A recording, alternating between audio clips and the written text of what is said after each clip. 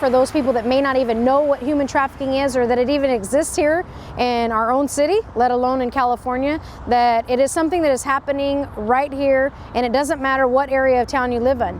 We have victims that are coming out of Clovis Unified, Fresno Unified, Central Unified. It's really not a poverty issue or a drug issue. It is an issue that hits everybody at some point in time.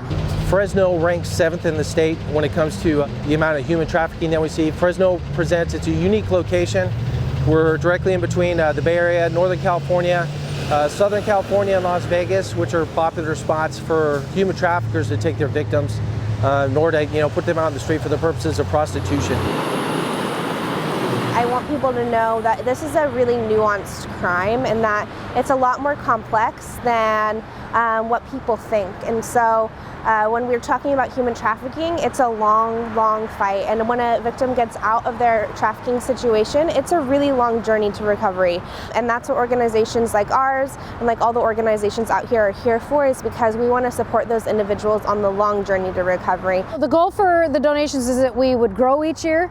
Basically what we're trying to do is there's one central pot for all of the human trafficking organizations in Fresno to be able to put in grant requests for direct services for human trafficking victims. Because there are a lot of nonprofit organizations in Fresno that are combating human trafficking, this is one general location that a donor can give and know that it's going to be dispersed amongst all of us equally.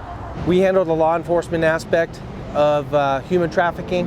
But once we're able to rescue a victim off the streets, there's a whole nother process that takes place with the non-government organizations. They're able to provide them services that the police department can't. When Breaking the Chains came on board, all of these nonprofits were already in place. We were like one of the last ones to come on the grounds, and we were trying to find a collaboration to bring all the human trafficking organizations together and to be able to work well together and to be able to show the city that we're working together and we're all fighting together to combat human trafficking. And I called Deborah one day and said, hey, that Pledge to Stop Trafficking that we were talking about doing, let's make that the effort. What better way to bring everybody together than if we put a little bit of money into it?